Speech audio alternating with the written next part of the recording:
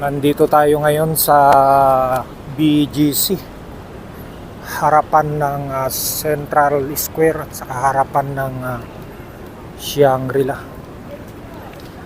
Tayo po ay maglakad-lakad muna dito at magpahangin dahil nakakaliw. Napakasarap maglakad-lakad kapag ganitong hapon.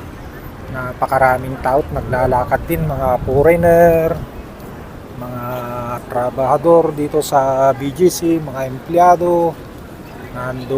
Dito po sila, tingnan nyo, andyan sila, kumukuha ng mga video rin yung mga iba.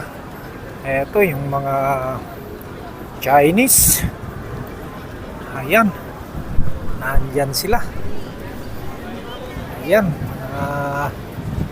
ibang lahi.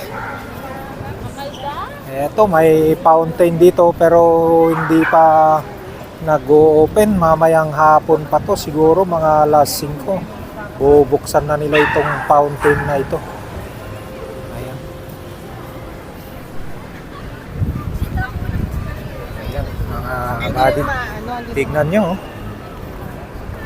ang ganda maglakad-lakad dito kapag ganitong oras dahil nakaka-enjoy din, kakalibang din sa sarili at yung mga stress na ating iniisip ay medyo mabawas-bawasan din. Ayan, tignan nyo,